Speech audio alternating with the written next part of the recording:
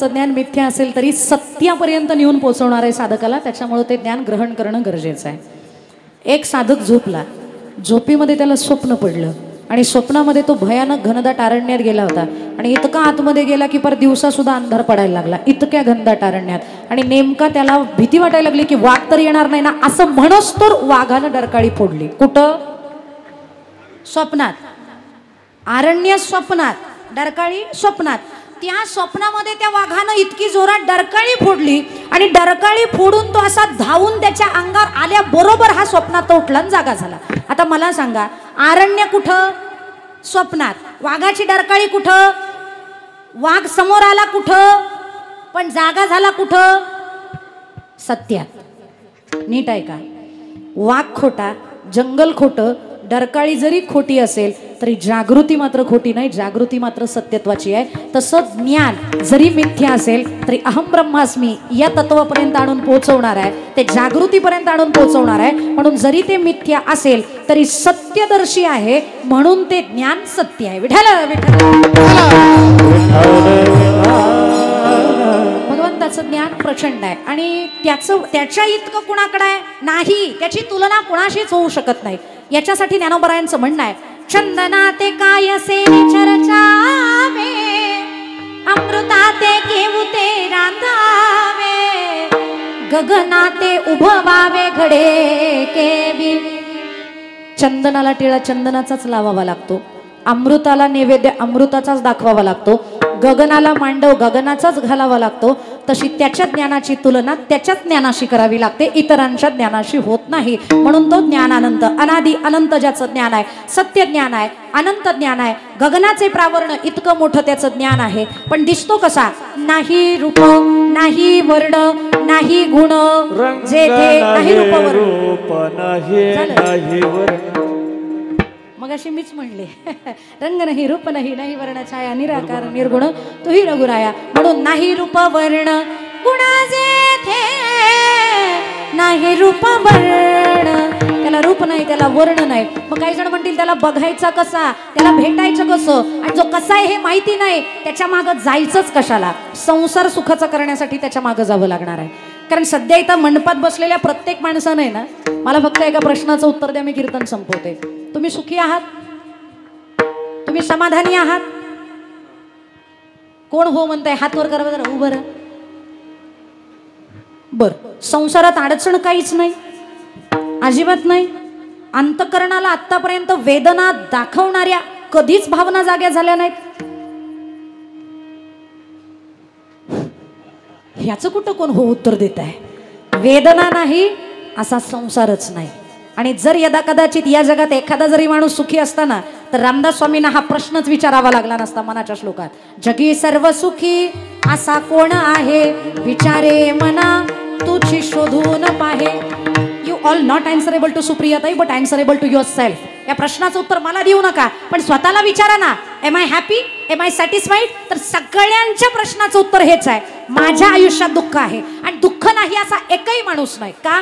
कारण जिथं सुख आहे तिथं आपण बघायला जात नाही, आणि जिथं नाही तिथं गेल्याशिवाय राहत नाही. जगात फक्त दोनच जाती आहेत, मी दोन मानते त्याच्यामुळे मी दोनच सांगते. जगात फक्त दोनच जाती, एक पुरुषाची आणि एक बाईची. आणि या दोन्ही जाती चुकीच्या गोष्टीच्या मागे लागलेल्या आहेत. पुरुषाची जात लागली आहे कागदाच्या मागं आणि बाईची जात लागलेली आहे धातूच्या मागं. म्हणून तुम्ही सुखी नाही. तुम्ही कागदाच्या मागे, बरोबर ना?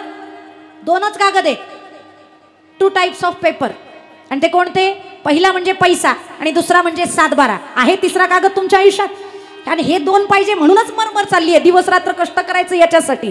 माझं म्हणणं आहे, पैसा कमवू नका या मताची मी अजिबात नाही. आणि मी पुणेकर आहे, त्याच्यामुळं बिझनेस केलाच पाहिजे, प्रत्येकानं पैसा कमवलाच पाहिजे या मताची मी आहे. माझं तर असं म्हणणं आहे, किमान 45च्या अगोदर किंवा 50च्या अगोदर प्रत्येकानं किमान 100 कोटी तरी कमवलेच.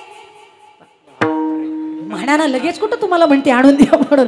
टार्गेट तरी ठेवा, think big and B big असं म्हणलं जातं. 100 कोटीचा टार्गेट ठेवा. फक्त मरायच्या अगोदर लेकाला सांगा, बाबा ए बाबा मी मेल्यानंतर after my death 99 crore I will send you, मी तुला ते पाठवणार आहे. पण फक्त मी मेल्यानंतर 99 कोटी जरी तुझ्या अकाउंटला गेले ना तर 1 कोटी मात्र तुझ्याकडे मी देऊ शकत नाही. मी मेल्यानंतर तू त्या 1 कोटीचं काय करायचंय ते आई. मी मेल्यानंतर जे सरण रस्तात ना, इकडं काय म्हणतात, औरंगाबाद संभाजीनगर जिल्ह्यात काय म्हणतात, सरणच ना, ते सरण असतात ना, त्या सरणावर कापूर खोबरं तूप टाकायची पद्धत आहे. ते नाही टाकलं तरी चालेल, फक्त त्या 1 कोटीच्या 1 लाखाच्या गड्ड्या कर आणि त्या सरणाच्या चितेच्या सगळ्या कडेनं ठेव, म्हणजे माझ्या जीवाला शांती मिळेल. ठेवतील ना मुलं? काय विश्वास आहे पोरांवर? ठोकळा सुद्धा नातेवाईकाचा काही बरोबर येणार नाहीये, पैसा बरोबर येणार नाही. आणि दुसरी गोष्ट आहे ती म्हणजे कागद सातबारा. काही लोक आम्हाला चहाला म्हणून नेतात आणि जमिनी शॉप करतात. ताई, या आंब्यापासून त्या बाबळीपर्यंत अख्खा सातबारा आपल्याच आहे, या पठ्ठ्याच आहे. अजिबात दुसरं नावच कुणाचं नाही. आता त्याच्याकडे बघून हसावं करावं हाच प्रश्न कीर्तन करायला आहे. कारण ती माती खालनं हसत असते आणि ती म्हणत असते, ओ गप्प बसा, फार उडू नका. कारण असं म्हणणारे तुमच्याच खानदानातले खूप मी बघितलेले आहेत. आजा गेला पणजा गेला, अरे बाप म्हसणा गेला, देखत देखत नातो बनतो तोही तैसा झाला, देखत देखत तुझा आजा म्हणायचा मी त्याची आहे, मी त्याची झाले नाही. अरे तुझा पणजा म्हणायचा मी त्याची आहे, मी त्याची झाले नाही. इतकंच काय, तुझा बाप नको, शूटिंग चालू आहे. चुकून जर हेच वाक्य व्हायरल झालं तर लोक म्हणतील, वा बघा काय भाषा आहे, कीर्तनकारांनी असं बोलावं का, ही बोलण्याची पद्धत आहे का. आणि लोक इतकी विचित्र आहेत ना आताची, चांगले चुकतात हो, त्यांच्याकडे कधी नजर नाही ठेवायची, पण बुवा चुकला की लगेच व्हायरल. पद्धतच नाही आहे. आम्ही माणसं चुकू शकतो. आणि आजकाल लोक श्रद्धेनं कीर्तनाला येत नाही, चिरफाड करायची, चुकतोय बुवा कुठं हे ऐकायचं म्हणूनच कीर्तनाला येतात. आणि तुम्ही पण आज तेच करताय, बरोबर आहे ना? नाही नाही नाही, तुम्ही नसाल करत. तर ऐका बरं का, मी सांगते. 9चा पाढा आहे का? 9चा पाढा. 9 × 9 = 18, 9 × 27, 936, 9 × 5 = 55, 9 × 54, 9 × 7 = 63, 9 × 8 = 72, 9 × 10 = 90. बरोबर म्हणले ना मी पाढा? हा नाही, मग काय राहिलं? काय राहिलं? राहिलं होय. मी काय मॅथमॅटिक्सची टीचर आहे का? तरी सुद्धा माझा पाडा पाटे याचं तुम्हाला कौतुक नाही, पण 9981 राहिलं बरं का तुमचं. कसं काय तुमच्या लक्षात आलं? कारण तुम्ही मी चुकते कुठं हेच बघताय. अख्खा पाडा म्हणले त्याचं कौतुक नाही, पण 9981 राहिलं हे कळलं म्हणजे तुम्ही माझ्या चुकीकडे लक्ष देऊन आहात. आणि गृहीत चला आमच्या चुका, कारण चांगलेच होतात. आमच्या पुणे जिल्ह्यामध्ये 10व्याला प्रवचन करायची पद्धत आहे. इकडे करतात का? हा, 10व्याला प्रवचन होतात का इकडे? 13व्याला ते तरी बरं आहे. आमच्याकडे 10व्यालाच प्रवचन, उठल्या उठल्या मसनवाटा बघावं लागतो. पण मी आता बंद केली आहे, या वर्षापासून मी नियम केलाय, 10व्याच्या प्रवचनाला जायचंच नाही. कारण पूर्वी साधू मेला, महात्मा मेला, वारकरी मेला तर प्रवचन असायचे. आता कुणाच्याही 10व्याला 13व्याला प्रवचन कीर्तन करावी लागतात. एके ठिकाणी 10व्याला गेले प्रवचन झाल्यावर एक जण कानापासून म्हणलं, ताई तुम्ही कसं काय आला याच्या 10व्याला? म्हणलं निमंत्रण होतं म्हणून. अहो पण असल्याचे कुठं 10वे घेतात का? म्हणलं का, काय झालं, कसा होता हा माणूस? अहो म्हणे तो दारू पिऊन पिऊन लिव्हर खराब होऊन मेलाय आणि तुम्ही त्याच्या 10व्याच्या प्रवचनाला आले. म्हणलं किमान अगोदर तरी सांगायचं ना, कल्पना तरी द्यायची. प्रवचनात मी बोलून गेले ना, ते ज्या मार्गाने गेले त्याच मार्गाने चालण्याचा प्रत्येकानं प्रयत्न करावा. हीच खरी भावपूर्ण श्रद्धांजली त्यांच्याकडे सादर समर्पित करते आणि माझे 2 वाक्य संपवते. विठ्ठल वाटोळ व्हायचं ना त्याच्या मार्गाने गेल्यावरती. तेव्हापासून कानाला खडा लावला, जायचंच नाही 10व्याला. पण एकदा गेले होते, प्रवचनाला गेले, माझं प्रवचन झालं, श्रद्धांजली व्हायला एक जण उभे राहिले आणि बोलता बोलता ते बोलले ना, काकस्पर्श झालेला आहे, ताईंचं प्रवचनही झालेलं आहे. काकस्पर्श झाल्यानंतर आणि ताईंचं प्रवचन झाल्यानंतर अधिकचं बोलणं उचित नाही. ताईंच्या आत्म्याला चिरशांती लाभो ही भगवतचरणी प्रार्थना करतो आणि थांबतो. म्हणलं बरं झालं, ह्याला मी जिवंतपणी मारायला. तर चांगले चुकतात, आम्ही चुकू त्यात नवल काही, पण गृहीत धरत चला. चुकू शकतो, माणूस आहे, पण चुकायलाच नको म्हणून मी प्रयत्न करत असते. नको आपली वाणी खराब व्हायला, आपली वाणी ढासळायला नको, ढळायला नको म्हणून ऐका.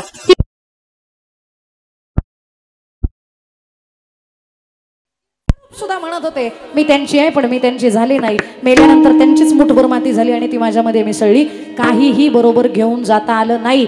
बांधावरनं भांडणं चालू आहेत, ज्या बांधावरनं भांडणं चालू आहेत ना, ती जर जिल्हा सत्र न्यायालयात नाही मिटली, हायकोर्टात जा. नाही हायकोर्टात मिटली, सुप्रीम कोर्टात जा. पण ज्या बांधावरनं भांडणं चालली आहे तो बांध बरोबर घेऊन जा. काय बरोबर येणार आहे? सगळं इथंच ठेवायचं आहे. जे कॉन्ट्रॅक्टर असतील त्यांना माहिती असेल, BOT तत्वावरती वापरायला मिळाले आपल्याला हे.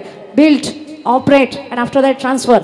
बांधा, वापरा, ज्याचं आहे त्याला हस्तांतरित करून टाका.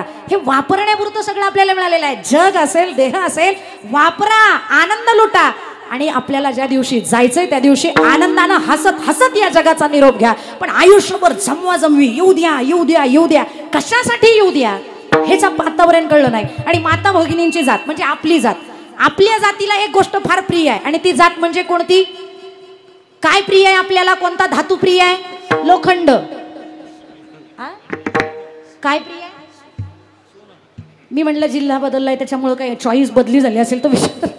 सोनं इतकं प्रिय आहे ना, लग्नाला जर आमच्या माता भगिनी गेल्या ना, तर लग्नाला गेल्यानंतर जेवायच्या अगोदर जर वेळ असेल ना, त्या सरळ खुर्च्या अशा गोलाकार करतात आणि मग मैत्रिणी, जावा, बहिणी, माम्या, मावश्या, चुलत्या सगळ्या जणींना एकत्र घेऊन बसतात आणि मग गप्पा चालू होतात. बायांच्या गप्पा काय असतात माहिती आहे का? कारण I am also part of that circle. मी पण त्या सर्कलचा एक पार्ट आहे, त्याच्यामुळे मला माहिती आहे. तिथं सगळ्या त्या बाया एकत्र बसतात आणि त्यांची चर्चा चालू होते. सकाळी ज्ञानेश्वरीचं एक पान वाचलेलं आहे. घरी गेल्यानंतर ज्ञानोबरायांचा आणि नाथांचा हरिपाठ म्हणायचा आहे. मुक्ताबाईची ताटी म्हणायची, तुकोबरायांचे 12 अभंग म्हणायचे. स्वयंपाक करताना विठ्ठल विठ्ठलचं नामस्मरण करायचं आहे आणि मग झोपताना विनवणी आणि उपसंहाराचे अभंग म्हणून आरती करून मला झोपायचंय. हीच चर्चा असते ना आपली. देव यायचा ना वर नकली असल्या चर्चा असल्यावरती. या कांजीवरम पैठणी कोणती साडी आहे? पण साडीपर्यंत ठीक आहे, लगेच गळ्यापर्यंत जाणार. किती छान गंठण आहे, किती छान डिझाईन आहे, कुठल्या सोनाराकडे केली? बरं विचारणारी 5-6 तोळे घालून विचारत असते. मग जिच्या गळ्यात 5-6 तोळे तिनं कशाला दुसऱ्याचा गळा तपासावा? पण तरी म्हणते किती छान डिझाईन आहे, किती तोळ्याचा आहे? फक्त सांगणारीने सांगितलं पाहिजे, जास्त नाही ग, फक्त 10 तोळ्याचा आहे. कार्यक्रमच लागला तुमचा. ती म्हणते तिकडे एखादा एकर विका, पण मला अजून 5-6 तोळे करून द्या. माता मावल्यानो 50 तोळे घाला जिवंतपणी, 50 तोळे घाला. फक्त मरायच्या अगोदर सुनबाईला म्हणा, सुनबाई मी मेल्यानंतर 25 तोळे तुला, 24 तोळे लेकीला. फक्त मी मेल्यावर तोंडामध्ये 1 तोळा टाकायचा. टाकतील ना सुना? हा मग अशा कशा करून आणल्या विचार. पण खोटं नाही बोलायचं. बाईच्या तोंडात सोनं देतात की नाही हो? इकडे देतात का? सिल्लोड तालुक्यात देतात का? बाई मेल्यावर तिच्या तोंडात सोनं टाकावं लागतं. किती? किमान अर्धा तोळा तरी. मला नको, यांना सांगा. मणी मणी म्हणे, एवढूसा मणी तोंडात घालतात. घे घे घे, एवढ्याचीच मालकीने सोनं सोनं सोनं करत होती. आणि दुसऱ्या दिवशी सावड्याला जाणाऱ्या बायांची मजा बघायची. सावड्याला गेलेल्या बाया कधीच पायाकडनं उकरत नाही, त्या तोंडाकडनं उकरतात. सापडला तर सापडला, उसने ही नाही ती फेडून या. हे तुकोबरायांची भाषा आहे. काहीच बरोबर येणार नाही. कशासाठी इतका आटापिटा? आणि ह्या सगळ्या गोष्टी आल्या जरी ना तरी